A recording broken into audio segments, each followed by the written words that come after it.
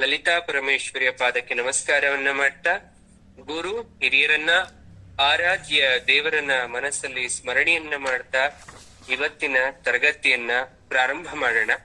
ಹಿಂದಿನ ತರಗತಿಯಲ್ಲಿ ನಾವು ಅಮ್ಮನವರ ಬೈತಲೆಯನ್ನ ನಾವು ವರ್ಣನೆಯನ್ನ ಮಾಡಿದ್ವಿ.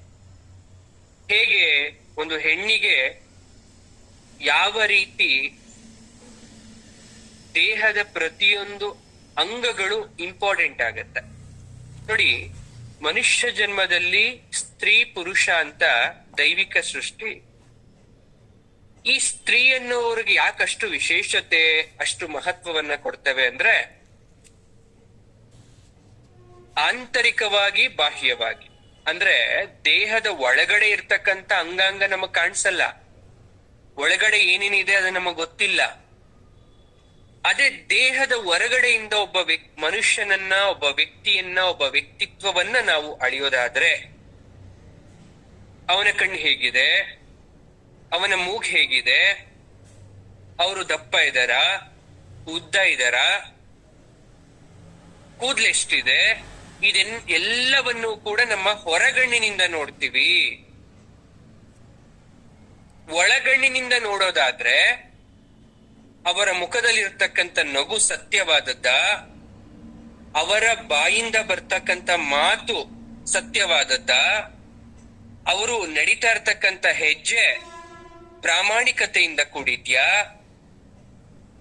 ಅವರು ಮನಸ್ಸಿನಿಂದ ಎಷ್ಟು ಶ್ರೀಮಂತರು, ಇದೆಲ್ಲವನ್ನ ತಿಳಿಸಿಕೊಡ್ತಕ್ಕಂಥದ್ದು ಅಂತರ್ಚಕ್ಷು ಅಥವಾ ಒಳಗಣ್ಣಿನಿಂದ. ಯಾರೆಲ್ಲ ಒಬ್ಬ ಮನುಷ್ಯನನ್ನ ನೋಡ್ತೀರಾ, ಜಡ್ಜ್ ಮಾಡ್ತೀರಾ, ಅವರಿಂದ ಮಾತ್ರ ಸಾಧ್ಯ. ಆದ್ರೆ ನಾವೆಲ್ಲ ಏನ್ ಮಾಡ್ತೀವಿ, ಹೊರಗಣ್ಣಿನಿಂದ ಒಬ್ಬ ವ್ಯಕ್ತಿಯನ್ನ ನೋಡ್ತೀವಿ. ಹಾಗಾದ್ರೆ ಗುರುಗಳೇ, ಹೊರಗಣ್ಣಿನಿಂದ ನೋಡಿ ಅವರ ಅಂದವನ್ನ ನಿರೂಪಣೆ ಮಾಡೋದು ತಪ್ಪಾ? ಖಂಡಿತ ತಪ್ಪಲ್ಲ. ದೇವರ ಸೃಷ್ಟಿಯಲ್ಲಿ ಒಂದು ಕೆಟ್ಟ ಜೀವಿ, ಒಂದು ಕೆಟ್ಟ ಹುಳು ಕೂಡ ಕಾರಣದಿಂದ ಹುಟ್ಟಿದೆ. ಒಬ್ಬ ಸಾಧು ಋಷಿ ಮುನಿ ಕಾಡಲ್ಲಿ ತಪಸ್ ಮಾಡ್ಬೇಕು. ಕಾಡಲ್ಲಿ ತಪಸ್ ಮಾಡ್ಬೇಕು ಅಂದ್ರೆ ಉತ್ತಮವಾದ ಪ್ರದೇಶ ಬೇಕು, ಸ್ಥಳ ಬೇಕು. ಹಾಗಾಗಿ ಏನ್ ಮಾಡ್ತಾರೆ ಅವರು ಅಂದ್ರೆ, ಒಂದು ಒಳ್ಳೆ ಮರವನ್ನ ಹುಡುಕ್ತಾರೆ. ನೋಡ್ತಾರೆ, ಎಲ್ಲೂ ಅಷ್ಟು ಸುಂದರವಾದ ಮರ ಕಾಣಿಸಲ್ಲ. ಅಲ್ಲೊಂದು ಮರ ಇದೆ, ಬಹಳ ವಿಶಾಲವಾಗಿದೆ. ಆದ್ರೆ ಆ ಮರದ ಮೇಲೆ ಯಾವುದೇ ಹಕ್ಕಿ, ಪಕ್ಷಿ, ಪ್ರಾಣಿಗಳಿಲ್ಲ. ಯಾಕಂದ್ರೆ ಆ ಮರದಲ್ಲಿ ಹೂ ಬಿಡ್ತಿಲ್ಲ, ಹಣ್ಣು ಬಿಡ್ತಿಲ್ಲ, ಮುಳ್ಳಿಂದ ತುಂಬಿದೆ. ಋಷಿ ಮುನಿಗಳನ್ನ ನೋಡಿ ಮರ ಹೇಳ್ತು, ಗುರುಗಳೇ ಬನ್ನಿ, ನನ್ನ ಮರದ ತಟದಲ್ಲಿ ನೀವು ತಪಸ್ಸನ್ನ ಮಾಡಿ. ಋಷಿ ಮುನಿ ಹೇಳ್ತಾರೆ, ಅಕ್ಕಿ ಪಕ್ಷಿಗಳೇ ನಿನ್ನ ಬಳಿ ಬರ್ದೇ ಇದ್ದ ಮೇಲೆ ನೀನೆಷ್ಟು ಅಮಂಗಲ. ಅಂದ ಮೇಲೆ ನನ್ನಂತಹ ಸಾಧು ಸತ್ಪುರುಷ ನಿನ್ನತ್ರ ಒಂದು ತಪಸ್ಸನ್ನ ಮಾಡೋದಿದೆಯಲ್ಲ, ನಿಜವಾಗ್ಲೂ ಸಮಂಜಸ ಅನ್ಸುತ್ತಾ ನಿನ್ಗೆ? ನಾನು ನಿನ್ನತ್ರ ಕುಳಿತು ನನ್ನ ತಪಸ್ಸನ್ನ ಮಾಡಲ್ಲ, ನಾನು ಹೋಗ್ತೇನೆ. ಮುಂದೆ ಹೋಗ್ತಾರೆ. ಒಂದು ದೊಡ್ಡ ವಿಶಾಲವಾದಂತಹ ಮರ ತುಂಬಾ ಅಕ್ಕಿ ಪಕ್ಷಿಗಳ ಚಿಲಿಪಿಲಿ ಕಲರವ, ಏನು ಹೂಗಳು ಬಿಟ್ಟಿದೆ, ಘಮಘಮ ಅಂತ ಇದೆ, ಹಣ್ಣುಗಳು ಮರ ತುಂಬಾ ಬಿಟ್ಟಿದೆ. ಋಷಿಗನ್ಸುತ್ತೆ, ಇದಕ್ಕಿಂತ ಒಳ್ಳೆಯ ಸ್ಥಳ ನನಗೆ ಸಿಗೋದಿಲ್ಲ, ಇಲ್ಲೇ ಕೂತ್ಕೊಂಡು ನನ್ನ ತಪಸ್ಸನ್ನ ಮಾಡ್ಬೇಕು. ಕೂತ್ಕೊಂಡ್ರು ಕಣ್ಮುಚ್ಚಿ. ಇನ್ನೇನ್ ಕಣ್ಮುಚ್ಚಿ ಕೂತ್ಕೋಬೇಕು, ಮರ ಹೇಳುತ್ತೆ, ಋಷಿ ಮುನಿಗಳೇ ಸ್ವಲ್ಪ ನೋಡ್ಕೊಂಡು ತಪಸ್ ಮಾಡಿ. ಯಾಕೆ ಗೊತ್ತಾ, ನಾನು ಸಾಮಾನ್ಯವಾದ ಮರ ಅಲ್ಲ, ಪ್ರತಿಯೊಬ್ರು ಪ್ರೀತಿಸ್ತಕ್ಕಂತ, ಆರಾಧಿಸ್ತಕ್ಕಂತ ಅಕ್ಕಿ ಪಕ್ಷಿಗಳೆಲ್ಲ ಇಷ್ಟಪಡ್ತಕ್ಕಂತ ಒಂದು ಸುಂದರವಾದಂತಹ ಮರ. ಈ ಮರದ ಹತ್ರ ಕೂತ್ಕೊಂಡು ನೀವು ತಪಸ್ ಮಾಡ್ತಾ ಇದ್ದೀರಾ ಅಂದ್ಮೇಲೆ ನಿಮ್ಗೆ ದೇವರೇ ಬೇಗ ಬಂದು ವರ ಕೊಟ್ಬಿಡ್ತಾನೆ ಅನ್ಕೊಂಡ್ರು ಋಷಿಗಳು. ಎಷ್ಟು ಜಂಬ ಈ ಮರಕ್ಕೆ. ಸರಿ ಆಯ್ತು, ಕಣ್ಮುಚ್ಚಿ ಕೂತ್ಕೊಂಡ್ರು. ಸ್ವಲ್ಪ ಸಮಯ ಕಳೀತು, ಸಂಜೆ ಆಗ್ತಾ ಇದೆ, ಸೂರ್ಯ ಮುಳುಗ್ತಾ ಇದ್ದಾನೆ. ಆ ಸಮಯದಲ್ಲಿ ಈ ಎಲ್ಲ ಅಕ್ಕಿ ಪಕ್ಷಿಗಳು, ಸಂಚಾರಕ್ಕೆ ಹೋಗಿದ್ದಂತ ಅಕ್ಕಿ ಪಕ್ಷಿಗಳು ಒಮ್ಮೆಲೆ ಹಾರ್ಕೊಂಬಂತು. ಹಾರಿ ಬರ್ಬೇಕಾದ್ರೆ ಹೆಚ್ಚಿನ ಶಬ್ದ, ಚಿಲಿಪಿಲಿ, ಚೀರಾಟ, ಕಿರ್ಚಾಟ ಮಾಡ್ತಾ ಬಂದು ಮರದಲ್ಲಿ ಕೂತ್ಕೊಂತು. ಆ ಚೀರಾಟ ಕಿರಿಚಾಟಕ್ಕೆ ಮರದ ಎಲೆಗಳೆಲ್ಲ ಅಲಗಾಡ್ಲಿಕ್ಕೆ ಶುರು ಮಾಡ್ತು. ಆ ಶಬ್ದ ಋಷಿಮುನಿಗೆ ಬಿತ್ತು. ಜೋರಾಗಿ ಗಾಳಿ ಬಂದಾಗ ಮರದಲ್ಲಿರ್ತಕ್ಕಂಥ ಹಣ್ಣೆಲ್ಲ ಋಷಿಮುನಿ ತಲೆ ಮೇಲೆ ಬಿತ್ತು. ಆ ಹೂವಿನ ಪರಿಮಳದಿಂದ ತಲೆ ಸುತ್ತುವಂತೆ ಆಯ್ತು. ಒಂದೇ ಒಂದು ಅರೆಗಳಿಗೆಯೂ ಕೂಡ ಅವರಿಗೆ ಕೂತ್ಕೊಂಡು ತಪಸ್ಸನ್ನ ಮಾಡಕ್ಕಾಗ್ಲಿಲ್ಲ. ಕಣ್ಬಿಟ್ಬಿಟ್ರು ಋಷಿಮುನಿ. ಯೋಚನೆ ಮಾಡ್ತಾರೆ, ಏನ್ ಮಾಡ್ದೆ ನಾನು? ಯಾವ ವಸ್ತು ಬಹಳ ಸುಂದರವಾಗಿದೆ, ಚೆನ್ನಾಗಿದೆ ಅಂತ ಅನ್ಕೊಂಡ್ ಬನ್ನೋ, ಆ ವಸ್ತು ಹತ್ರ ನಾನು ಒಂದ್ ಗಳಿಗೆ ಅರೆಗಳಿಗೆ ಇರಕ್ ಆಗ್ಲಿಲ್ಲ. ಯಾವ ವಸ್ತು ನನ್ನನ್ನ ಪ್ರೀತಿಯಿಂದ ಕರೀತು ಅದನ್ನ ನಿರ್ಲಕ್ಷ್ಯ ಮಾಡಿ ಬಂದೆ. ಅದಕ್ಕೆ ಸಿಕ್ಕ ಪ್ರತಿಫಲನ ದೇವರೇ ನನ್ನ ಪರೀಕ್ಷೆ ಮಾಡ್ತಾ ಇದ್ದಾನ. ಆಗ ಮಾನಸದಲ್ಲಿ ಪರಮಾತ್ಮನನ್ನ, ಶಿವನನ್ನ ಕೇಳ್ತಾರಂತೆ ಋಷಿಗಳು, ಪರಮಾತ್ಮ ಏನು ಪರೀಕ್ಷೆ ಮಾಡ್ತಾ ಇದೆಯಾ ನನ್ನ, ಯಾಕೆ ಈ ರೀತಿ ಆಗ್ತಾ ಇದೆ ಅಂದಾಗ ಶಿವ ಹೇಳ್ತಾನಂತೆ, ಈ ಭೂಮಿಯ ಮೇಲೆ ಯಾವುದೇ ವಸ್ತುವನ್ನ ಕಾರಣವಿಲ್ಲದೆ ಹುಟ್ಟಿಸಿಲ್ಲ. ಆ ಮುಟ್ಟಿನ ಮರ ನಿನ್ನ ಪ್ರೀತಿಯಿಂದ ಆಧರಿಸ್ತು. ನೀನೇನಾದ್ರೂ ಅದರ ಬಳಿಗೆ ಹೋಗಿದ್ರೆ ಆ ಮರದಲ್ಲಿ ಇರ್ತಕ್ಕಂಥ ಮುಳ್ಳಿನ ಭಯದಿಂದ ಯಾವುದೇ ಪಶು ಪಕ್ಷಿ ಪ್ರಾಣಿಗಳು ಅದರ ಬಳಿ ಬರ್ತಾ ಇರ್ಲಿಲ್ಲ. ಆ ಮರದಿಂದ ಯಾವುದೇ ರೀತಿಯಾದಂತಹ ತಪಸ್ಸಿಗೆ ಭಂಗ ಆಗ್ತಾ ಇರ್ಲಿಲ್ಲ. ಅದೇ ನೀನು ಬಹಳ ಉತ್ತಮವಾದದ್ದು ಎಲ್ಲ ಇದೆ ಅಂತ ಗುಣ ಹುಡ್ಕೊಂಡು ಹೋದೆ, ಅದರಿಂದ ನಿನಗೆ ನೂರಾರು ಕಷ್ಟಗಳು ಬಂತು. ಮೊದಲು ಎಲ್ಲರನ್ನ ಗೌರವಿಸುವುದನ್ನ ಕಲಿ ನೀನು. ಯಾವತ್ತು ಎಲ್ಲರನ್ನ ಗೌರವಿಸೋದು ಕಲಿತ್ಯ ನೀನು, ಎಲ್ಲರನ್ನ ಪ್ರೀತಿಯಿಂದ ಕಾಣೋದು ಕಲಿತ್ಯ, ಅವತ್ತು ನೀನು ಬಹಳ ಉತ್ತುಂಗಕ್ಕೆ ಇರ್ತ್ಯ. ಕಣ್ಮುಚ್ಚಿ ಕುಳಿತ ಮಾತ್ರಕ್ಕೆ ತಪಸ್ಸಾಗಲಾರದು, ತುಟಿ ಬಿಚ್ಚಿ ಹೇಳಿದ ಮಾತ್ರಕ್ಕೆ ಮಂತ್ರವಾಗಲಾರದು, ಬಾಯಿ ತೆರೆದು ನೀರನ್ನ ಹಾಕೊಂಡಿದ ತಕ್ಷಣ ದಾಹ ತಣಿಯಲಾರದು. ಮಂತ್ರ ಹೇಳಬೇಕಾದ್ರೆ ದೇಹದಲ್ಲಿರ್ತಕ್ಕಂಥ ಸಕಲ ನರನಾಡಿಗಳು ಜಾಗೃತ ಆಗಬೇಕು ಅಂದ್ರೆ, ಮಂತ್ರದ ಫಲ ಸಿದ್ಧಿ ಆಗಬೇಕು ಅಂದ್ರೆ, ಶ್ಲೋಕದ ಫಲ ನಮಗೆ ದೊರಿಬೇಕು ಅಂದ್ರೆ, ನಿನ್ನ ಆತ್ಮವನ್ನ ಜಾಗೃತಗೊಳಿಸ್ಕೋಬೇಕು, ಗೌರವವನ್ನ ಇಟ್ಕೋಬೇಕು. ಆಗ ಮಾತ್ರ ಅದು ಸಾಧ್ಯ. ಆಗ ಋಷಿಮುನಿಗೆ ಜ್ಞಾನೋದಯ ಆಯ್ತು. ಹೌದು ಪರಮಾತ್ಮ, ಈ ಲೋಕದಲ್ಲಿ ಯಾವುದೇ ವಸ್ತುವನ್ನು ಕೂಡ ಸುಖ ಸುಮ್ಮನೆ ಹುಟ್ಟಿಸಿಲ್ಲ, ಕಾರಣ ಇದೆ. ಒಬ್ಬ ಮನುಷ್ಯನಿಗೆ ಹುಟ್ಟಾಗಿಂದ ಸಾಯುವ ತನಕ ಅಳಿಯಲಾರದಷ್ಟು, ಬಗೆಹರಿಯಲಾರದಷ್ಟು ಕಷ್ಟ ಬರ್ತಿದೆ ಅಂದ್ರೆ ಅದು ಕಾರಣ. 7 ಜನ್ಮದಲ್ಲಿ ಪಡೋ ಕಷ್ಟ ಇದೇ ಜನ್ಮದಲ್ಲಿ ಅನುಭವಿಸ್ಬಿಡು, ಮುಂದಿನ ಜನ್ಮ ಆದ್ರೂ ನಿನಗೆ ಸುಖ ಶಾಂತಿ ಆಯುರಾರೋಗ್ಯ ಇರ್ತಕ್ಕಂಥ ಜನ್ಮವನ್ನ ಕೊಡ್ತೀನಿ ಅನ್ನೋ ಕಾರಣಕ್ಕೆ ಪರಮಾತ್ಮ ಏನಾದ್ರೂ ನನಗೆ ಈ ಜನ್ಮದಲ್ಲಿ ಬಗೆಹರಿಯಲಾರದಷ್ಟು ಸಮಸ್ಯೆನ ತಂದಿಟ್ಟಿರ್ಬೋದು. ಆದ್ರೆ ನಾನೇನಂತ ಯೋಚನೆ ಮಾಡಿದ್ದೆ, ಈ ಜನ್ಮ ಇಲ್ಲಿಗೆ ಸಾಕು, ನನಗ್ ಬೇಡವೇ ಬೇಡ ಅಂತ ಅನ್ಕೊಳಕ್ ಶುರು ಮಾಡ್ದೆ. ನಗ್ತಾನೆ ಭಗವಂತ. ದೈವ ಒಂದು, ನಾವು ದೈವಗಳು ಒಳ್ಳೇದ್ ಮಾಡ್ಬೇಕು ಅನ್ಕೊಂಡಾಗ್ಲೂ ಕೂಡ ಮನುಷ್ಯರಾದಂತವರು ಅದನ್ನ ತಿರಸ್ಕಾರ ಮಾಡ್ತಾರೆ ಅಂತ ಆದ್ಮೇಲೆ ದೈವಕ್ಕೆ ಬೆಲೆಯಲ್ಲಿ. ಒಳಿತನ್ನು ಮಾಡುವ ಭಗವಂತನನ್ನ ಜರಿತೀವಿ ಎಂದ ಮೇಲೆ ದೈವಕ್ಕೆ ಬೆಲೆಯಲ್ಲಿ. ದೇವ್ರ ಮುಂದೆ ಕೂತ್ಕೊಂಡು ಸಾಕಷ್ಟು ಪ್ರಶ್ನೆ ಮಾಡ್ತಾನೆ. ಒಬ್ಬ ಹೋಗಿ, ನನಗೆ ನೀನು ಐಶ್ವರ್ಯ ಕೊಡ್ಲಿಲ್ಲ, ಉತ್ತಮವಾದ ಸಂತಾನ ಕೊಡ್ಲಿಲ್ಲ, ಉತ್ತಮವಾದ ಹೆಂಡತಿಯನ್ನ ಕೊಡ್ಲಿಲ್ಲ, ಕೃಷಿ ಭೂಮಿ ಕೊಡ್ಲಿಲ್ಲ, ಮನೆ ಕೊಡ್ಲಿಲ್ಲ, ಏನೂ ಕೊಡ್ಲಿಲ್ಲ. ಯಾವ ಕಾರಣಕ್ಕೋಸ್ಕರ ಭೂಮಿ ಮೇಲೆ ನನಗೆ ಜನ್ಮವನ್ನ ಇತ್ತೆ ನೀನು? ಹಾಗಾದ್ರೆ ನೀನು ವಂಚನೆ ಮಾಡ್ತಾ ಇಲ್ವಾ ಜಗತ್ತಲ್ಲಿ? ಕಲಿಯುಗದಲ್ಲಿ ವಂಚನೆ ತುಂಬಿಲ್ವಾ? ಎಲ್ಲರನ್ನು ಯಾಕೆ ಸಮಾನ ದೃಷ್ಟಿಯಿಂದ ನೋಡ್ತಾ ಇಲ್ಲ? ಎಲ್ಲರನ್ನು ಯಾಕೆ ಉತ್ತಮ ಕುಲದಲ್ಲಿ ಜನ್ಮವನ್ನ ಕೊಟ್ಟಿಲ್ಲ? ಎಲ್ಲರಿಗೂ ಯಾಕೆ ನೀನು ಶ್ರೀಮಂತಿಕೆಯನ್ನ ಕೊಡ್ಲಿಲ್ಲ, ಆರೋಗ್ಯ ಭಾಗ್ಯವನ್ನ ಕೊಡ್ಲಿಲ್ಲ? ಯಾಕೀ ಧೋರಣೆ? ಅಂದ್ರೆ ಭಗವಂತನಲ್ಲಿ ತಪ್ಪಿದೆ, ಸರಿ ಇಲ್ಲ ಪರಮಾತ್ಮ. ಪರಮಾತ್ಮ ಸರಿ ಇದ್ದಿದ್ರೆ ನಾನ್ ಸರಿ ಇರ್ಬೇಕಿತ್ತು, ಇಡೀ ಈ ಶೋಕ ಅನ್ನೋದು ಇರಬಾರ್ದಿತ್ತು. ಭಗವಂತ ಬಂದು ಉತ್ತರ ಕೊಡ್ಲಿಲ್ಲ. ಆದ್ರೆ ಅದೊಂದು ಗುರುಗಳ ಕೂತಿದ್ರು, ಗುರುಗಳು ಹೇಳ್ತಾರೆ,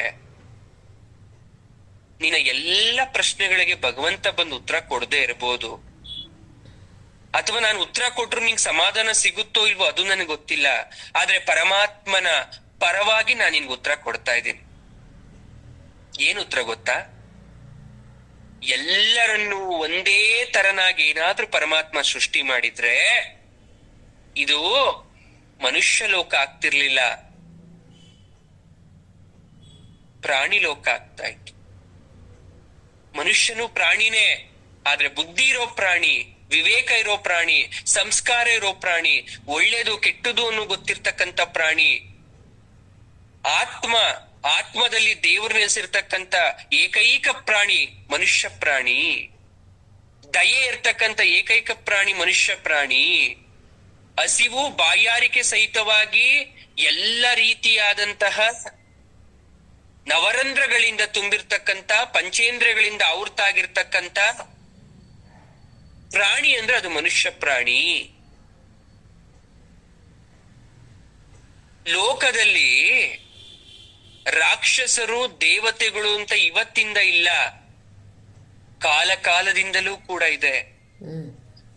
ದೇವತೆಗಳು ಕೂಡ ತಮ್ಮ ಅಧಿಕಾರವನ್ನ ಕಳ್ಕೊಂಡು ನಿರ್ಲಿಪ್ತರಾಗಿ ನಿರಹಂಕಾರಿಗಳಾಗಿ ನಿಂತಾಗ ಅವ್ರಿಗನಿಸ್ತು ದೇವತೆಗಳಾದ್ರೂ ಕೂಡ ಇವತ್ತು ನಾವು ಏನು ಮಾಡದೇ ಇರೋ ಪರಿಸ್ಥಿತಿಲಿದ್ದೀವಿ.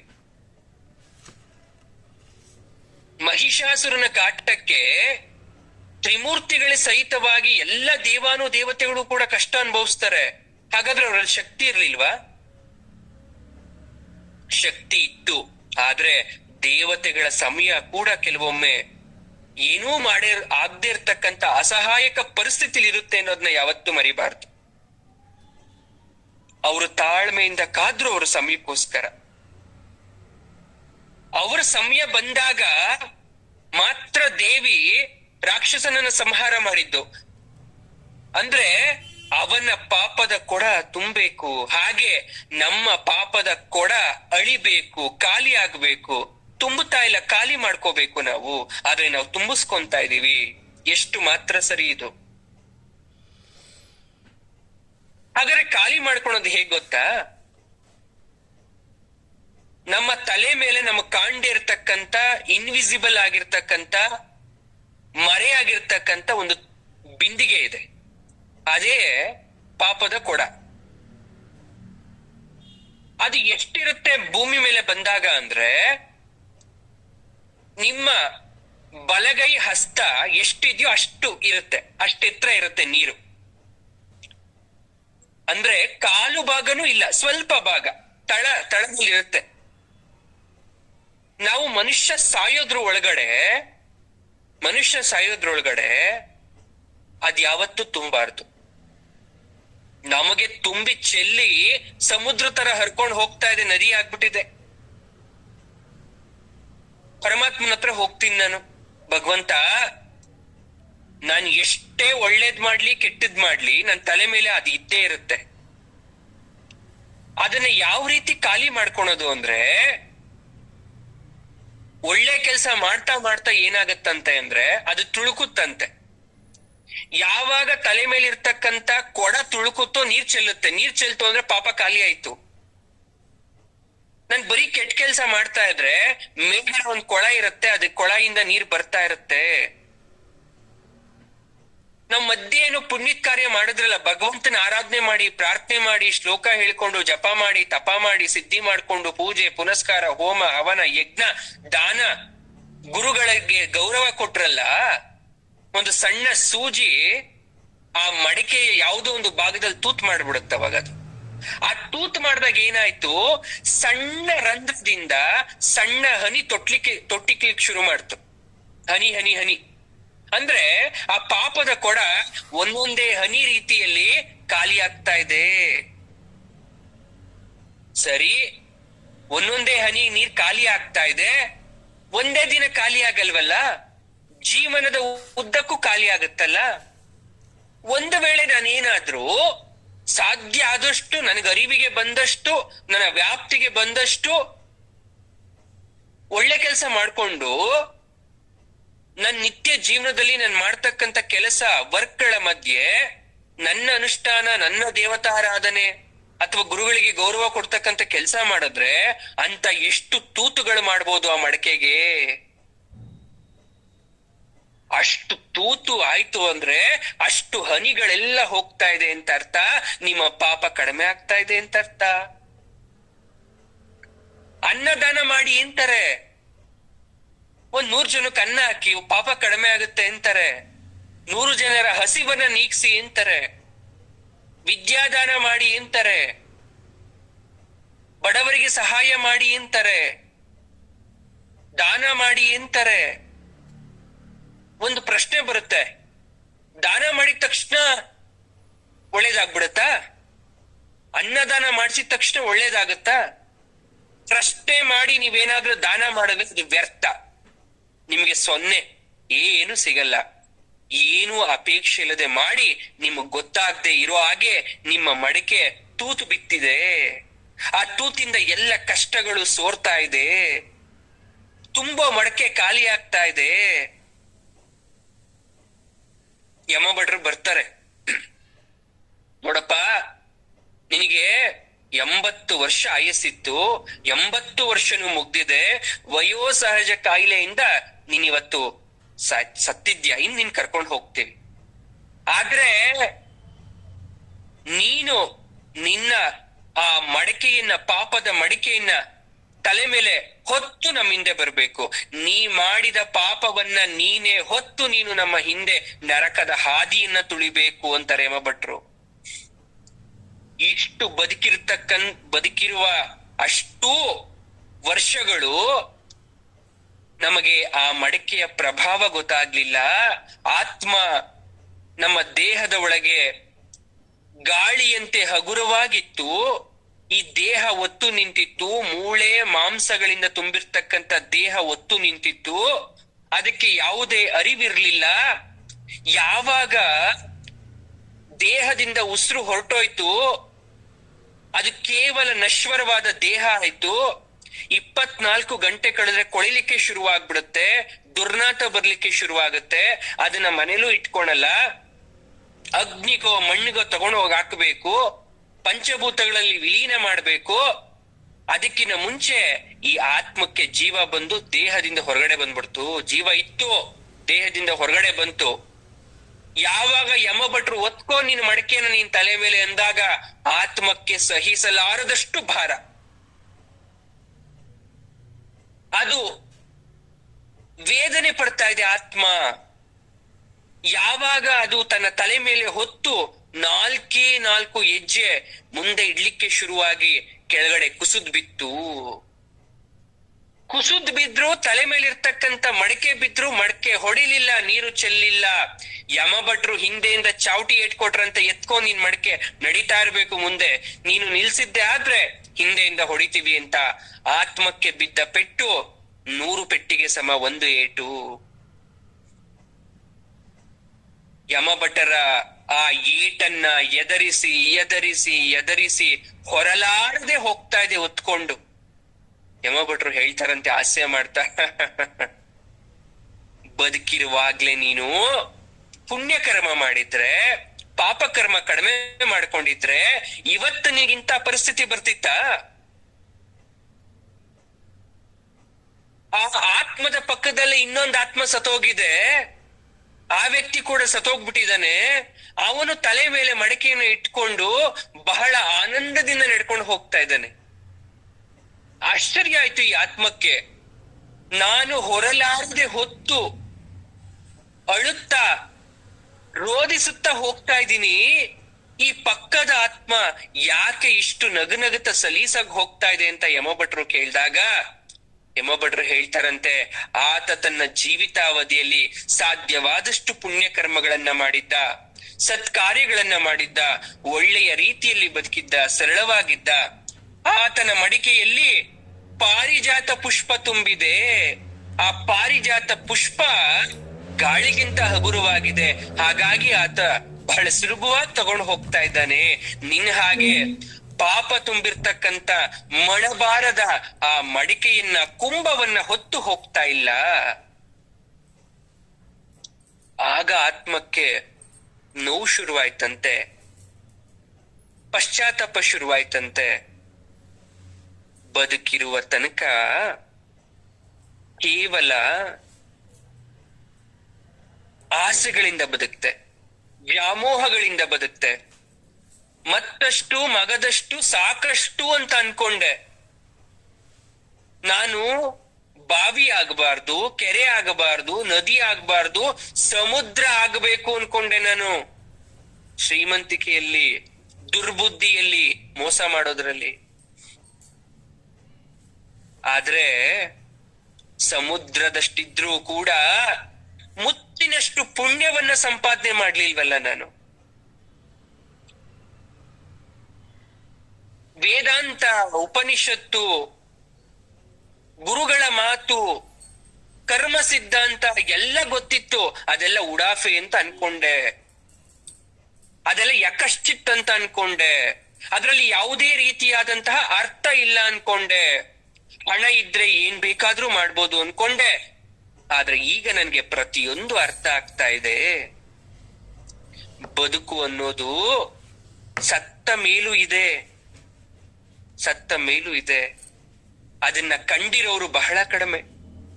ಅದರ ಅರಿವಿರೋರು ಯಾವತ್ತೂ ಕೂಡ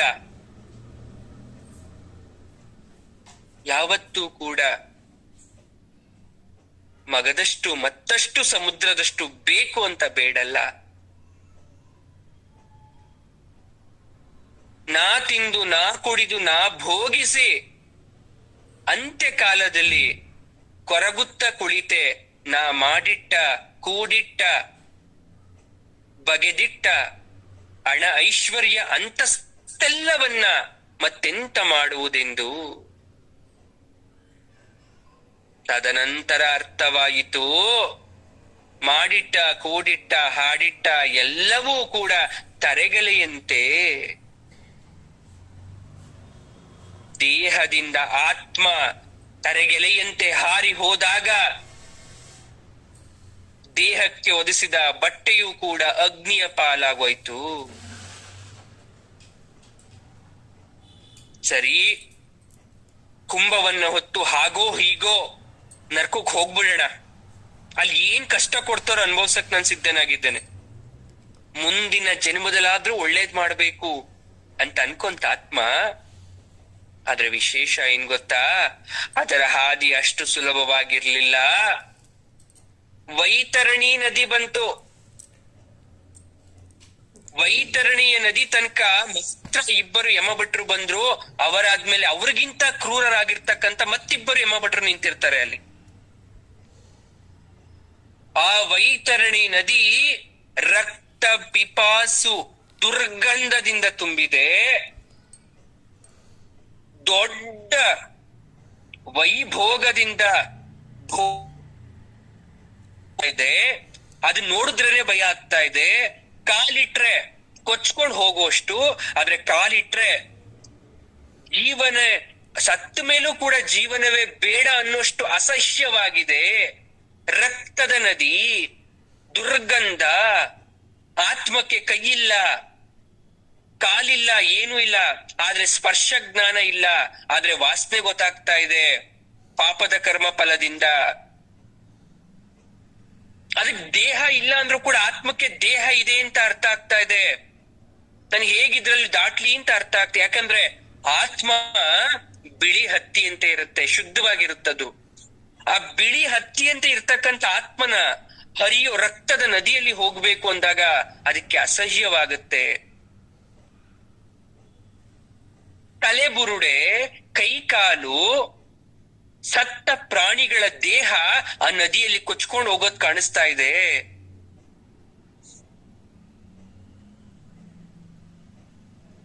ಚಿತೆಗೆ ಬೆಂಕಿ ಇಟ್ಟಾಗ ಅರ್ಧಂಬರ್ಧ ಬೆಂದಂತಹ ದೇಹ ಹೋಗ್ತಾ ಇದೆ. ಅರ್ಧಂಬರ್ಧ ಕೊಳೆತ ದೇಹ, ಕಣ್ಣಿಲ್ಲದ ದೇಹ, ಕಾಲಿಲ್ಲದ ದೇಹ, ಕೇವಲ ಬುರ್ರೆ ಇರ್ತಕ್ಕಂಥ ದೇಹ, ಈ ರೀತಿ ನಾನಾ ರೀತಿಯಾದಂತಹ ದೇಹಗಳು ಆ ನದಿಯಲ್ಲಿ ಹೋಗ್ತಾ ಇದೆ, ವೈತರಣಿ ನದಿಯಲ್ಲಿ. ಯಮಭಟ್ರು ಹೇಳ್ತಾರೆ, 3 ಹೆಜ್ಜೆಯಲ್ಲಿ ದಾಟಬೇಕು, ದಾಟು ನೀನು. ಆತ್ಮ ಹೇಳುತ್ತಂತೆ, ಅಯ್ಯ, ಈ ರೀತಿ ರಕ್ತ ಮಾಂಸಗಳಿಂದ, ದುರ್ಗಂಧಗಳಿಂದ ಕೂಡಿದ ಈ ವೈತರಣಿ ನದಿಯನ್ನ ದಾಟ್ಲಿಕ್ಕೆ ಅಸಾಧ್ಯವಾಗ್ತಾ ಇದೆ. ದಯವಿಟ್ಟು ಕೃಪೆ ತೋರಿ ಅನ್ಯ ಮಾರ್ಗವನ್ನ ತೋರಿಸ್ತೀರಪ್ಪ. ಬೇರೆ ಮಾರ್ಗ ಯಾವ್ದಾದ್ರೂ ಇದ್ರೆ ತೋರಿಸ್ತೀರಪ್ಪ. ನಾವೊಲ್ಲೆ, ಎನ್ನಿಂದ ಇದು ಸಾಧ್ಯವಿಲ್ಲ. ಎಲ್ಲೋ ಮಾನವ, ಬದುಕಿರುವಾಗ ಯಾವುದೇ ದುರ್ಗಂಧ ಮಾಂಸ ರಕ್ತಗಳಿಗೆ ಎದರಿದ ನೀನು, ಎದರದೆ ವೈಭೋಗದಿಂದ ಇದ್ದ ನೀನು, ಸತ್ತ ಮೇಲೆ ನಿನಗೆ ಇದರ ಪರಿಜ್ಞಾನವೇ? ನಿಮ್ಮಂತ ಪಾಪಿಷ್ಟ ನಿಕೃಷ್ಟರಿಗಂತನೇ ಈ ವೈತರಣಿ ನದಿ ಹರಿತಾ ಇದೆ. ಮರು ಮಾತನಾಡದೆ ನಡೆ. ತಲೆ ಮೇಲೆ ಭಾರವಾದ ಕುಂಭ, ನದಿಯನ್ನು ದಾಟಬೇಕು. ಆತ್ಮಕ್ಕೆ ಎಲ್ಲೆಲ್ಲದ ಸಂಕಟ ದುಃಖ ಆವರಿಸ್ತು. ಭಗವಂತ, ಇದೆಂಥ ಪಾಪವನ್ನ ಮಾಡಿದ್ದೆ ನಾನು, ಇದೆಂತಹ ಕಷ್ಟವನ್ನ ಕೊಡ್ತಾ ಇದ್ದೆ ನೀನು. ಅನ್ಯ ಮಾರ್ಗವಿಲ್ಲವೇ? ನಾನಾ ವಿಧವಾದಂತಹ ಚಿತ್ರ ಹಿಂಸೆಯನ್ನ ನಾನು ತಡೆಯಬಲ್ಲೆ, ಆದರೆ ಈ ರೀತಿಯಾದಂತಹ ರಕ್ತದ ವೈತರಣಿಯಲ್ಲಿ ಮಾತ್ರ ನಾನು ಹೋಗಲಾರೆ. ಆಗ ಅಶರೀರವಾಣಿಯಾಗತ್ತೆ. ಆಕಾಶದಿಂದ ಒಂದು ಧ್ವನಿ ಕೇಳಿಸುತ್ತೆ, ಎಲೇ ಮಾನವ, ನಿನ್ನ ಜೀವಿತಾವಧಿಯಲ್ಲಿ ಒಮ್ಮೆಯಾದರೂ ಅನ್ನದಾನವನ್ನ ಮಾಡಿದ್ರೆ, ಗೋದಾನವನ್ನ ಮಾಡಿದ್ರೆ, ಗೋ ಪೂಜೆಯನ್ನ ಮಾಡಿದೆ, ಬ್ರಾಹ್ಮಣರಿಗೆ, ಸಾತ್ವಿಕರಿಗೆ, ಬಡವರಿಗೆ ನೀನು ದಾನವನ್ನ ಮಾಡಿದ್ದೆ ಆದ್ರೆ, ಹೆಣ್ಣು ಮಕ್ಕಳನ್ನ ಗೌರವಿತವಾಗಿ ಪೂಜಿಸಿದ್ರೆ ಆದ್ರೆ, ನಿನಗೆ ಈ ವೈತರಣಿ ನದಿ ಶುದ್ಧವಾದ ನದಿಯಂತೆ ಭಾಸ ಆಗತ್ತೆ. ಒಮ್ಮೆ ನೀನು ಕಣ್ಮುಚ್ಚಿ, ಕಣ್ಣಿಲ್ಲ ಆದ್ರೆ ಆತ್ಮಕ್ಕೆ ಅಂತರ್ಚಕ್ಷು ಇರುತ್ತೆ, ಕಣ್ಮುಚ್ಚಿ ನೀನು ಯೋಚಿಸು. ಇಷ್ಟರಲ್ಲಿ ನಿನ್ಗೆ ಯಾವ್ದಾದ್ರೂ ಒಂದು ನೆನಪಾದ್ರೂ ಕೂಡ ನಿನ್ಗೆ ಈ ನದಿ ಮಾರ್ಪಾಡಾಗತ್ತೆ. ಕಣ್ಮುಚ್ಚುತ್ತಾನೆ, ಕಣ್ಮುಚ್ಚಿದ್ರೆ ಯಾವುದು ನೆನಪಾಗಲ್ಲ. ಕಡೆಗೆ ಒಂದು ನೆನಪಾಗತ್ತೆ, ತನ್ನ ಹೆಂಡತಿಯ ಬಲವಂತಕ್ಕಾಗಿ ಒಂದೇ ಒಂದು ಸಲ ಸ್ನಾನವನ್ನ ಮಾಡಿಸಿರ್ತಾನೆ. ಹೆಂಡತಿಯ ಬಲವಂತಕ್ಕಾಗಿ ಅದ್ರಲ್ಲಿ ಅವನು ಪಾಲ್ಗೊಂಡಿರ್ತಾನೆ. ಅದು ನೆನಪಾಗತ್ತೆ. ಇದೊಂದೇ ನನಗೆ ನೆನಪಾಗಿದ್ದು ಅಂತ ಕಣ್ಣನ್ನ ಬಿಡ್ತಾನೆ. ಕಣ್ ಬಿಟ್ಟಿದ ತಕ್ಷಣ ರಕ್ತ ಮಾಂಸ ಪಿಪಾಸುಗಳಿಂದ ತುಂಬಿದಂತಹ ವೈತರಣಿ ನದಿ ಶುದ್ಧವಾದ ಜಲವಾಗಿ ಹರಿತಾ ಇದೆ. ಅದು ತಾಮಸ ರೂಪದಲ್ಲಿ. ಖುಷಿ ಆಗೋಯ್ತು. ಅಯ್ಯೋ, ನನ್ನ ಹೆಂಡತಿ ಹೇಳ್ತಾ ಇದ್ಲು, ಪೂಜೆ ಮಾಡಿ ಪುನಸ್ಕಾರ ಮಾಡಿ ಈ ಗುರುಗಳ ಕೈ ಮುಗಿರಿ, ಒಂದ್ ಸ್ವಲ್ಪ ಅನ್ನದಾನ ಮಾಡಿ ಅಂತ. ನಾನು ಯಾವತ್ತೂ ಮಾಡ್ಲಿಲ್ಲ. ಯಾವತ್ತೋ ಬಲವಂತಕ್ಕಾಗಿ ಮಾಡಿದ್ದಂತಹ ಪುಣ್ಯದಿಂದ ಇವತ್ ನನಗೆ ವೈತರಣಿ ನದಿಯ ರಕ್ತ ಮಾಯವಾಗಿ ಶುದ್ಧ ಜಲ ಹರಿತಾ ಇದ್ಯಾ.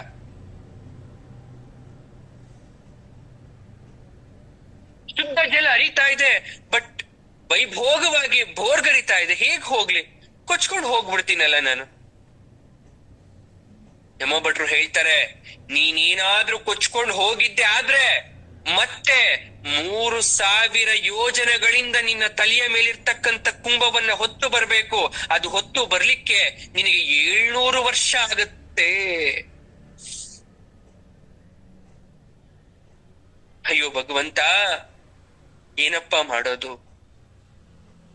ನಾನು ಸತ್ತು ಇಂದಿಗೆ 9 ದಿವಸ ಆಯ್ತು ಈ ಕುಂಭವನ್ನ ಹೊತ್ತು ಮುಂದೆ ಬರ್ಲಿಕ್ಕೆ. ವೈತರಣಿ ನದಿಯನ್ನ ದಾಟಿ ನರಕಕ್ಕೆ ಪ್ರವೇಶವನ್ನ ನಾನು 11 ದಿವಸದ ಒಳಗಡೆ ಹೋಗಬೇಕು. ಭೂಮಿಯಲ್ಲಿ ನನಗೆ ಮೋಕ್ಷವನ್ನ ಕರುಣಿಸ್ತಕ್ಕಂಥ ಸಮಯಕ್ಕೆ ನಾನು ಹೋಗಬೇಕು. ನಾನು ಇನ್ನೂ ಇಲ್ಲೇ ಇದ್ದೀನಲ್ಲ. ಮೋಕ್ಷವನ್ನ ಕರುಣಿಸುವ ಹೊತ್ತಿಗೆ ನಾನು ಹೋಗದೆ ಇದ್ರೆ ಮತ್ತೆ ಅಂತರ್ಪಿಶಾಚಿಯಾಗಿರ್ಬೇಕಾಗ್ತದೆ ನಾನು. ಅಂತರ್ಪಿಶಾಚಿ ಆಗಿದ್ದೆ ಆದ್ರೆ ಮತ್ತೆ ನನ್ನ ದೇಹಕ್ಕೆ ಮುಕ್ತಿ ಕೊಡ್ಲಿಕ್ಕೆ ನನ್ನ 3ನೇ ತಲೆಮಾರಿನ ವ್ಯಕ್ತಿಗಳು ನನಗೆ ಅರ್ಪಣೆಯನ್ನ ಕೊಡಬೇಕು, ಪಿತೃ ಋಣವನ್ನ ತೀರಿಸ್ಬೇಕು. ಸಹಿಸಲಾರೆ ಈ ಕಷ್ಟವನ್ನ, ಈ ದುಃಖವನ್ನ. ನಿಜವಾದ ಕಷ್ಟ ಭೂಲೋಕದಲ್ಲಿಲ್ಲ, ನಿಜವಾದ ಕಷ್ಟ ಮನುಷ್ಯನ ರೂಪದಲ್ಲಿಲ್ಲ. ನಿಜವಾದ ಕಷ್ಟ ಈಗ ನನಗೆ ಅರಿವು ಬರ್ತಾ ಇದೆ. ನನ್ನ ಮೇಲೆ ಸ್ವಲ್ಪನಾದ್ರೂ ಕೃಪೆ ತೋರು ಭಗವಂತ, ಸ್ವಲ್ಪನಾದ್ರೂ ಕೃಪೆ ತೋರು. ಮತ್ತೆ ಅಶರೀರವಾಣಿ ಆಯ್ತು. ನೀನು ಜೀವನದಲ್ಲಿ ಒಮ್ಮೆಯಾದ್ರೂ ಕೂಡ ಯಾರ ಮೇಲಾದ್ರೂ ಕರುಣೆ ತೋರಿಸಿದ್ರೆ, ಇನ್ನೊಬ್ಬರ ಕಷ್ಟಕ್ಕೆ ಮರಗಿದ್ರೆ, ನಿನ್ನ ಕಣ್ಣಲ್ಲಿ ಆತ್ಮೀಯತೆಯಿಂದ ನಿನ್ನ ತಾಯಿ ಸತ್ತಾಗ, ನಿನ್ನ ತಂದೆ ಸತ್ತಾಗ, ಬಂಧು ಬಳಗ ಸತ್ತಾಗ ದುಃಖದಿಂದ ನೀನು ಕಣ್ಣೀರನ್ನ ಹಾಕಿದ್ರೆ, ಪಾಪ ಪ್ರಜ್ಞೆ ಅನ್ನೋದು ಕಾಡಿದ್ರೆ ಈ ನದಿ ಸಾತ್ವಿಕ ರೂಪಕ್ಕೆ ಬರುತ್ತೆ. ಕಣ್ಣನ್ನ ಮುಚ್ತಾನೆ. ಅವನು ಬದುಕಿರ್ಬೇಕಾದ್ರೆ ಕಣ್ಣಲ್ಲಿ ನೀರೇ ಹಾಕ್ಲಿಲ್ಲ, ಯಾರ್ ಸತ್ತು ಕಣ್ಣಲ್ಲಿ ನೀರ್ ಹಾಕ್ಲಿಲ್ಲ. ಆದ್ರೆ ತಾಯಿನ ಕಡೇ ಬಾರಿ ಬೆಂಕಿ ಇಡಬೇಕಾದ್ರೆ ಕಣ್ಣನ ಎಲ್ಲೋ ಒಂದು ಅಂಚೆಲಿ ನೀರ್ ಬರೋ ತರ ಆಯ್ತು.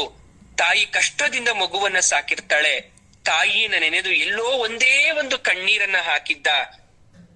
ಅದು ನಾನು ಕಣ್ಣೀರನ್ನ ಹಾಕಿದೀನಿ ಅಂತ ಹೇಳಿ ಕಣ್ಣನ್ನ ಬಿಟ್ಟು ನೋಡ್ತಾನೆ. ಮುಂದೆ ಇದ್ದಂತಹ ತಾಮಸ ರೂಪದಲ್ಲಿ ಜೋರಾಗಿ ಹರಿತಿರ್ತಕ್ಕಂಥ ನದಿ ಬಹಳ ಸಣ್ಣದಾಗಿ ನೀರೇ ಇಲ್ದಿರೋ ತರ ಹರಿತಾ ಇದೆ.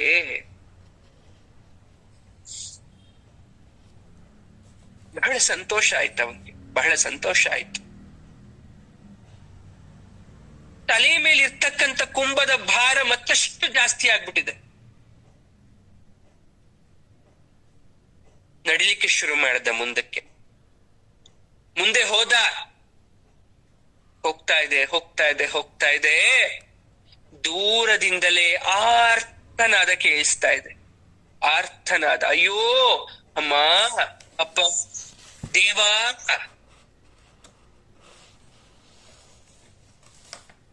ಭಯ ಶುರುವಾಯ್ತು ಇವನ್ಗೆ ಇಲ್ಲಿಂದ. ಇದೆಂತಹ ವೇದನೆ, ಇದೆಂತಹ ರೋದನೆ. ಸ್ತ್ರೀ ಪುರುಷ ಅನ್ನೋ ಭೇದ ಇಲ್ಲದೆ ಪ್ರತಿಯೊಬ್ಬರ ಧ್ವನಿ ಕೇಳಿಸ್ತಾ ಇದೆಯಲ್ಲ. ನನಗಿನೆಂತಹ ಕಷ್ಟ ಇರ್ಬೋದಲ್ಲಿ, ಏನಿರ್ಬೋದು ನನ್ಗೆ? ಭಗವಂತ, ಪರಮಾತ್ಮ, ಆಗ್ಲಿ, ನೀನಿಟ್ಟಂತೆ ಆಗ್ಲಿ. ನರಕದ ಬಾಗಿಲಲ್ಲಿ ಮತ್ತಷ್ಟು ಯಮಭಟರು ಇವನು ಬರೋದನ್ನ ನೋಡಿ ಕೇಕೆ ಹಾಕಿ ನಗ್ತಾ ಇದ್ದಾರೆ. ಬಂದ್ಯಾ, ಬಾ ಬಾ ಬಾ ಬಾ ಬಾ. ಸಾಮಾನ್ಯವಾದ ಪಾಪವನ್ನ ಮಾಡಿದವರಿಗೆ ಸಹಿಸಲಾರದಷ್ಟು ಕಷ್ಟ, ಇನ್ನು ನಿನಗೆ ಬಾ ಬಾ. ಒತ್ತು ತಂದ ಕುಂಭವನ್ನ ನರಕದ ಮಧ್ಯಭಾಗದಲ್ಲಿ ಇರಿಸಿರುವ ಮಹಿಷ ತಲೆ, ಎಮ್ಮೆಯ ಕೋಣನ ತಲೆಯ ಮೇಲೆ ಒಂದು ಕುಂಭ ಇಡುವಕ್ಕೆ ಸ್ಥಳ ಮಾಡಿದ್ದಾರೆ. ಆ ಕುಂಭವನ್ನ ಇಟ್ಟ ತಕ್ಷಣ ಪಾಪ ಪುಣ್ಯದ ಲೆಕ್ಕಾಚಾರ, ಆ ಕೋಣದ 2 ಕೊಂಬಲಿರುತ್ತಂತೆ. ಬಲಭಾಗದ್ದು ಪುಣ್ಯ, ಎಡಭಾಗದ್ದು ಪಾಪ. ಇವನು ಇಟ್ಟಿದ ತಕ್ಷಣ ಎಡಭಾಗದ ಕೊಂಬು ಭೂಮಿಗೆ ಸ್ಪರ್ಶ ಆಗಿ ಬಲಭಾಗದ ಕೊಂಬು ಆಕಾಶಕ್ಕೆ ಹೋಯ್ತು. ಅಬ್ಬಾ, ಛೀ, ಎಂತಹ ನಿಕೃಷ್ಟ. ಒಂದೇ ಒಂದು ಅಣು ಕೂಡ ನೀನು ಪುಣ್ಯವನ್ನೇ ಮಾಡಿಲ್ವಾ? ಒಂದೇ ಸಮನೆ ಪಾಪದ ತೂಗುಗತ್ತಡಿ ಭೂಮಿಯನ್ನು ಸ್ಪರ್ಶ ಮಾಡ್ತು.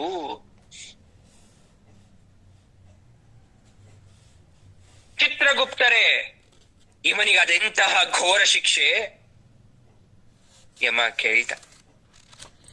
ಚಿತ್ರಗುಪ್ತ ಹೇಳ್ತಾರೆ, ಪ್ರಭು,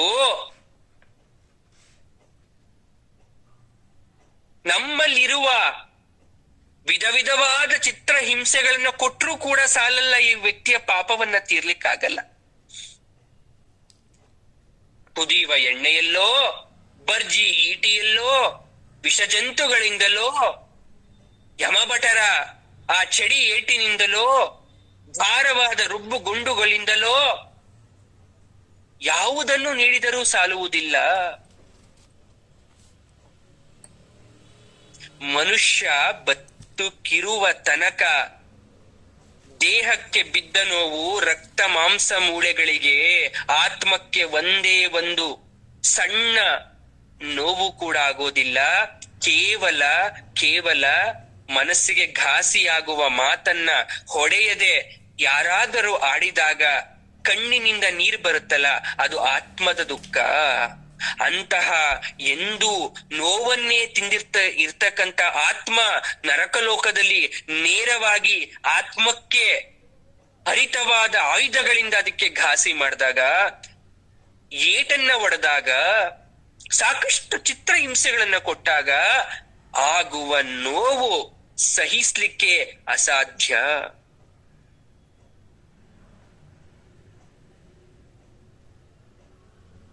ಆಗ ಯಮ ಹೇಳ್ತಾನೆ, ಎಲ್ಲ ರೀತಿಯಾದಂತಹ ಚಿತ್ರ ಹಿಂಸೆಗಳನ್ನ ಕೊಟ್ಟರೂ ಕೂಡ ನೀ ಮಾಡಿದ ಕರ್ಮ ಪಾಪ ಕಳಿಯೋದೇ ಇಲ್ಲ ಅಂತ ಅಂದ್ಮೇಲೆ ಯಾವ ರೀತಿ ಶಿಕ್ಷೆ ಕೊಡ್ಬೋದು? ಚಿತ್ರಗುಪ್ತ ಹೇಳ್ತಾರೆ, ಪ್ರಭು, ಈತನಿಗೆ ನರಕ ಲೋಕದಲ್ಲಿ ಚಿತ್ರಿಸಿ ಹಿಂಸಿಸಿ ಇವನ ಪಾಪವನ್ನ ಕಳೆದು ಮತ್ತೆ ಇವನನ್ನ ಶುದ್ಧಿ ಮಾಡಿ ಬ್ರಹ್ಮನತ್ರ ಕಳಿಸೋದು ಬದಲು ಬ್ರಹ್ಮ ಏನ್ ಮಾಡ್ತಾರೆ, ಆ ಶುದ್ಧವಾಗಿರ್ತಕ್ಕಂಥ ದೇಹವನ್ನ ಯಾವುದೋ ಒಂದು ದೇಹದೊಳಗಡೆ ಹಾಕ್ತಾರೆ. ಹಾಗೆ ಮಾಡೋ ಬದಲು ಇವನಿಗೆ ಮತ್ತೆ ಮನುಷ್ಯ ಜನ್ಮ ಪ್ರಾಪ್ತಿಯಾಗುವಂತೆ ಮಾಡಬೇಕು. ಮತ್ತೆ ಮನುಷ್ಯ ಜನ್ಮ ಪ್ರಾಪ್ತ ಆಗ್ತಕ್ಕಂಥ ಮನುಷ್ಯ ಜನ್ಮದಲ್ಲಿ ಏನೆಲ್ಲ ಸುಖವನ್ನ ಅನುಭವಿಸಿದ್ದ, ಯಾವ ರೀತಿಯಾದಂತಹ ಕಷ್ಟವನ್ನ ಮತ್ತೊಬ್ರು ಕೊಟ್ಟಿದ್ಯಾ, ಇವನು ಅದಕ್ಕೆ ವಿರುದ್ಧವಾಗಿ ಬದುಕಲಿಕ್ಬೇಕು, ಬಡತನದಲ್ಲಿ ಹುಟ್ಟಬೇಕು, ಸರ್ವ ರೋಗಗಳಿಂದ ಬಳಲ್ಬೇಕು, ಹಸಿವು ಬಾಯಾರಿಕೆಗಳಿಂದ ಬಳಲ್ಬೇಕು, ಅವನಿಗೆ ಪೂರ್ಣಾಯುಷ್ಯವನ್ನ ಕೊಡಬೇಕು. ಹೀಗಿದ್ರು ಅವನು ಹೆಚ್ಚು ವರ್ಷ ಬದುಕಬೇಕು. ಆಗ ಅವನು ಮಾಡಿರುವ ಪಾಪಕ್ಕೆ ಸರಿಸಮವಾಗತ್ತೆ. ಭಲೆ ಚಿತ್ರಗುಪ್ತ ಭಲೆ, ಎಂತಹ ಮಾತು ಹೇಳ್ದೆ. ದೂಡಿರಿ ಈ ದೂರ್ತನನ್ನ, ಕಳಗು ಇಲ್ಲಿಂದ ಅಂತ ಯಮ ತಳ್ಳೇ ಬಿಟ್ಟ. ಬ್ರಹ್ಮನ ಹತ್ರ ಹೋಗಿ ವಿಚಾರರು ಹೇಳ್ತಾರೆ, ಬ್ರಹ್ಮದೇವ ಬರ್ದ 5 ರೇಖೆಗಳಿಂದ ಇವನ ಹಣೆ ಬರಹವನ್ನ ಬರೆದು ಭೂಮಿಗೆ ನೂಕುದ. ಮಟ್ಟುಟ್ಟು ಭೂಮಿಲಿ ಮನುಷ್ಯನಾಗಿ ಬಡತನದಲ್ಲಿ ಹುಟ್ಟು ಹಸಿವು ಬಾಯಾರಿಕೆಗಳಿಂದ ಬಳಲು ರೋಗ ರುಜಿನಗಳು ಬಂದ ಆವರಿಸ್ಲಿ. ನೋಡಿ,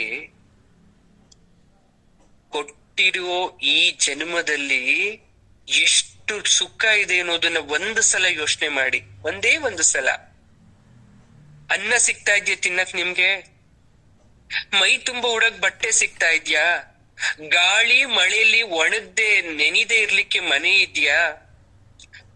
ಅಪ್ಪ ಸಾಕಾಗ್ತಾ ಇದೆ ಎಂದಾಗ ಒಂದ್ 5 ನಿಮಿಷ ಕುಳಿತುಕೊಳಕ್ ಏನೋ ಒಂದ್ ವಸ್ತು ಇದ್ಯಾ? ಇಷ್ಟೆಲ್ಲ ಇದ್ರೂ ಕೂಡ ದುಃಖ ಪಡ್ತೀವಿ, ದುಮ್ಮಾದಿಂದ ಕೂಡಿರ್ತೀವಿ, ಯಾವುದೋ ವಿಚಾರಕ್ಕೋಸ್ಕರ ನಮ್ಮ ಬದುಕನ್ನೇ ನಾಶ ಮಾಡ್ಬೇಕು ಅನ್ಕೊಂತೀವಿ, ಇನ್ನು ಏನೇನೋ ರೀತಿಯಾದಂತಹ ಕಷ್ಟ. ಹಾಗಾದ್ರೆ ನಿಜವಾದ ಕಷ್ಟ ಯಾವುದು? Which is the most difficult task? ಯಾವ ಟಾಸ್ಕ್ ನಿಮ್ಗೆ ತುಂಬಾ ಡಿಫಿಕಲ್ಟ್ ಅಂತ ಅನಿಸ್ತಾ ಇದೆ?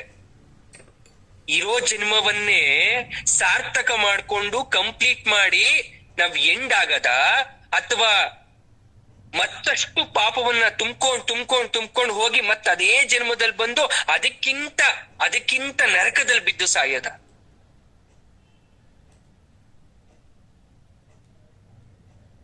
ದೇವಸ್ಥಾನಕ್ಕೆ ಹೋಗಿ ಅಮ್ಮ ಕಾಪಾಡಮ್ಮ ಅಂತ ಕೈ ಮುಗಿತೀವಿ. ದೇವ್ರು ಕಾಪಾಡ್ತಾನೆ ನಂಬಿಕೆ ನಮ್ಗಿದೆ. ಕಾಪಾಡೋ ದೇವ್ರು ಕಾಪಾಡೋಕಿನ್ನ ಮುಂಚೆ ನನ್ನಲ್ಲಿ ಒಳ್ಳೆತನ ಇರ್ಬೇಕಲ್ವಾ? ಕೊಲೆಯನ್ನ ಮಾಡಿ ರಕ್ತ ಹಟ್ಟಿದ ಕೈಗಳಿಂದ ದೇವರಿಗೆ ಕೈ ಜೋಡಿಸಿ ಮುಗಿಸ್ದಾಗ ಅದು ಪುಣ್ಯ ಬರುತ್ತಾ ನಮಗೆ? ಪಾಪ ಮಾಡಿದ ಕೈಗಳಿಂದ ಎರಡು ಕೈಗಳನ್ನ ಜೋಡಿಸಿ ದೇವರೇ ಕಾಪಾಡುವಂತ ಕೈ ಮುಗ್ದಾಗ ನಮ್ಗೆ ಪಾಪ ಹೋಗಿ ಪುಣ್ಯ ಬಂದ್ಬಿಡುತ್ತಾ? ಇನ್ನೊಬ್ರು ಹೊಟ್ಟೆಯನ್ನ ಹುರಿಸಿ ನಮ್ಮ ಹೊಟ್ಟೆಗೆ ತಣ್ಣೀರನ್ನ ಹಾಕೊಳೋದ್ರಿಂದ ಹೊಟ್ಟೆ ತಣ್ಣಗಾಗತ್ತಾ? ಯಾವುದು ನಿಜವಾದ ಕಷ್ಟ? ಯಾವುದು ನಿಜವಾದ ವೇದನೆ? ಒಂದು ಕ್ಷಣ ಕಣ್ಣನ್ನ ಮುಚ್ಚಿ ಕೇಳಿ, ಹಾಗಾದ್ರೆ ನಮ್ಮ ಬದುಕು ಸುಂದರವಾಗಿಲ್ವಾ? ನಾನು ನೆಮ್ಮದಿಯಾಗಿಲ್ವಾ? ಭಗವಂತ ನನ್ಗೇನು ಕೊಟ್ಟೇ ಇಲ್ವಾ? ಹಾಗಾದ್ರೆ ಕೊಟ್ಟಿರೋದನ್ನ ಅನುಭವಿಸಕ್ಕೆ ಬರ್ತಾ ಇಲ್ಲ, ಕೊಟ್ಟಿರೋದನ್ನ ಉಪಯೋಗ ಮಾಡ್ಕೊಳ್ಲಿಕ್ಕೆ ಬರ್ತಾ ಇಲ್ಲ, ಕೊಟ್ಟಿರೋದನ್ನ ಕಾಪಾಡ್ಕೊಳ್ಲಿಕ್ಕೆ ಬರ್ತಾ ಇಲ್ಲ. ಭಗವಂತ ನೀನು ಸರಿ ಇಲ್ಲ ಅಂತ ಹೇಳಿ ಕಣ್ಣನ್ನ ಮುಚ್ಚಿ, ಭಗವಂತ ನೀನನ್ ಕಷ್ಟ ಕೊಟ್ಟೆ ಅಂತ ಹೇಳ್ತಾ ಕಣ್ಣನ್ನ ಬಿಡ್ತಾ ಇದ್ದೀವಿ. ಅದಕ್ಕೆ ಪರಮಾತ್ಮನತ್ತ ಹೇಳ್ತಾನಂತೆ, ನಾರಾಯಣ ಹೇಳ್ತಾನಂತೆ ಮಹಾಲಕ್ಷ್ಮಿಗೆ, ಲಕ್ಷ್ಮೀ ಪ್ರತಿಯೊಬ್ಬರ ಮನೆಗೆ ಹೋಗಿ ಬಂದು ಮಾಡೋದಕ್ಕೆ ಎಲ್ರು ನಿನ್ನ ಚಂಚಲೆ ಅಂತ ಕರೀತಾರೆ, ಲಕ್ಷ್ಮಿ ಚಂಚಲೆ ಅಂತ ಕರೀತಾರೆ. ಆದ್ರೆ ವಿಚಾರ ಏನ್ ಗೊತ್ತಾ? ಚಂಚಲೆ ನೀನಲ್ಲ, ಸಕಲ ಮಾನವರು. ನೀನು ಬಂದೆ, ನೀನ್ ಕೊಟ್ಟೆ ಅಂದ್ರೆ ಪ್ರತಿದಿನ ಕೊಡ್ಬೇಕು ಅಂತ ನೋಡ್ತಾ ಇರ್ತಾರೆ ಹೊರ್ತು ಕೊಟ್ಟಿದ್ರಲ್ಲಿ ನಾನು ಉಳಿಸ್ಕೊಂಡು ಬಾಳಿ ಬದುಕ್ಬೇಕು ಅನ್ನೋದನ್ನ ಯಾರು ನೋಡಲ್ಲ.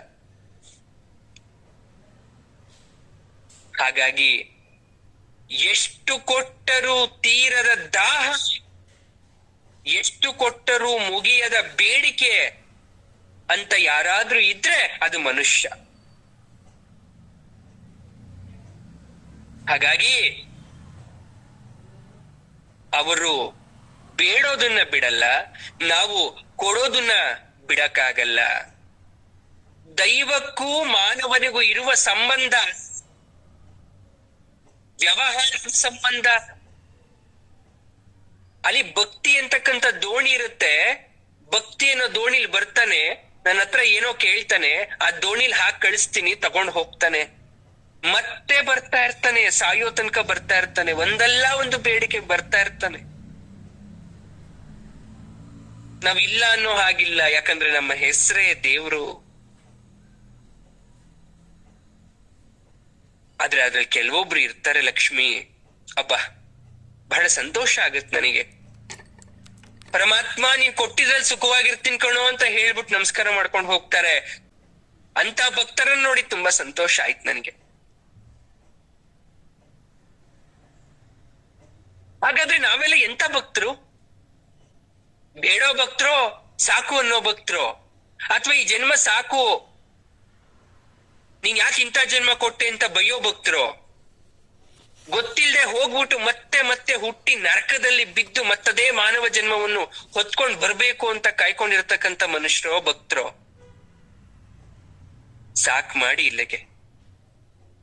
ಅರ್ಥ ಮಾಡ್ಕೊಳ್ಳಿ, ಮತ್ತೊಂತೂ ಬೇಡ, ಇನ್ನೇನೂ ಬೇಡ, ಇರುವುದನ್ನ ಉಳಿಸ್ಕೊಂಡು ಹೋಗೋಣ, ಕೊಟ್ಟಿರೋದಕ್ಕೆ ಧನ್ಯವಾದ ಹೇಳೋಣ, ಸಂತೋಷವಾಗಿರ್ಲಿಕ್ಕೆ ಪ್ರಯತ್ನ ಪಡೋಣ.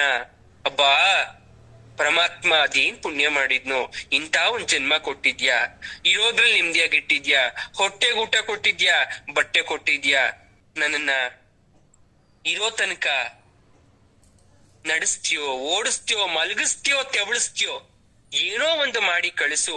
ಮತ್ತೆ ನನಗೆ ಮನುಷ್ಯ ಜನ್ಮದಲ್ಲಿ ಯಾವುದೇ ರೀತಿಯಾದಂತಹ ನೋವು, ದುಃಖ, ಕಷ್ಟ, ಕಾರ್ಪಣ್ಯಗಳನ್ನ ಕೊಡಬೇಡ ಅಂತ ಹೇಳಲ್ಲ.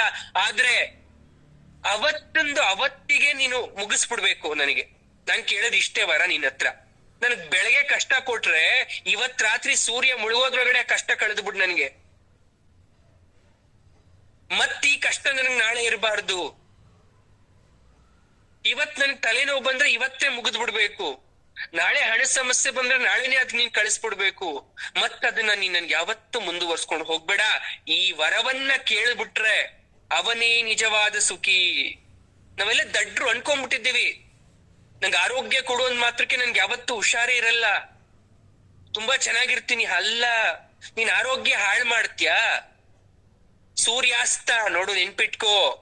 ಸೂರ್ಯೋದಯದಿಂದ ಸೂರ್ಯಾಸ್ತ ಆಗೋದ್ರ ಒಳಗಡೆ ಅದ್ ನನ್ಗೆ ಮುಗಿದ್ ಬಿಡ್ಬೇಕು. ನಂಗೆ ಅಂತ ವರ ಕೊಡು. ಇದಲ್ವಾ ಬುದ್ಧಿವಂತಿಕೆ? ಇದಲ್ವಾ ಬೇಡಿಕೆ? ಇದಲ್ವಾ ಚಾಣಾಕ್ಷತನ? ನಾವೆಲ್ರೂ ಅದನ್ನ ಅಳವಡಿಸ್ಕೊಂಡ್ಬಿಟ್ರೆ ಜಗನ್ಮಾತೆ ಕೇಕೆ ಹಾಕಿ ನಗ್ತಾಳಂತೆ. ರಾಜರಾಜೇಶ್ವರಿ, ಲಲಿತಾ ತ್ರಿಪುರ ಸುಂದರಿ, ಭಕ್ತರೆಲ್ಲ ಬುದ್ಧಿವಂತರಾಗ್ಬಿಟ್ರು ಅಂತ. ನಾವೆಲ್ಲರೂ ಬುದ್ಧಿವಂತರಾಗ್ಬೇಕು. ಕೊಡೋ ದೈವವನ್ನ ಕೊಡು, ಕೊಡ್ಲಿಲ್ಲ ಅಂದ್ರೆ ನೀನ್ ದೇವರಲ್ಲ ಅಂತ ಅನ್ನೋದಕ್ಕಿಂತ ನಿನ್ಗೆ ಎಷ್ಟ್ ಅನ್ಸುತ್ತೋ ಅಷ್ಟ್ ಕೊಡು. ಕೊಡೋದೇ ಇಲ್ವಾ, ಬೇಡ ಬಿಡು ಹೋಗ್ಲಿ. ನಿನ್ನ ಶ್ರೀಮಂತ ಭಕ್ತರಲ್ಲಿ ಬಡವ ಭಕ್ತ ನಾನಿಗಿರ್ತೀನಿ, ಬಡವೆ ಭಕ್ತೆ ನಾನಾಗಿರ್ತೀನಿ. ಲಕ್ಷ ಕೋಟಿ ಜೀವರಾಶಿಗಳ ಪೈಕಿಯಲ್ಲಿ ಕಡೆಯವಳಾಗಿ ನಾನು ನಿಂತಿರ್ತೀನಿ. ಎಲ್ಲಾರ ಹತ್ರ ಮಾತಾಡಿ ಕಡೆಯಲ್ಲಿ ನನ್ನ ಹತ್ರ ಬಾ. ಅವಾಗ ನನ್ ಮೋಕ್ಷದ ಸಮಯ ಆಗಿರುತ್ತೆ. ಮೋಕ್ಷವನ್ ಕೊಟ್ಬಿಡು, ನಾನು ಹೋಗ್ಬಿಡ್ತೀನಿ. ಸಾಕಷ್ಟೇ ಸಾಕು. ಶಬರಿ ತರ ಶಬರಿ ಆಗಿ ಎಲ್ರು. ಇದೆಲ್ಲ ಪುಣ್ಯ ಕೊಟ್ಟಿದ್ರಳಲ್ಲ ತಾಯಿ ಜಗನ್ಮಾತೆ. ಆಕೆಗ್ ನಾವೇನ್ ಹೇಳ್ಬೇಕು? ಸರ್ವಂ ಶ್ರೀದೇವಿ ಪಾದಾರ್ಪಣಮಸ್ತು, ಪಾದಾರ್ಪಣಮಸ್ತು. ಶುಭ ಆಗಲಿ.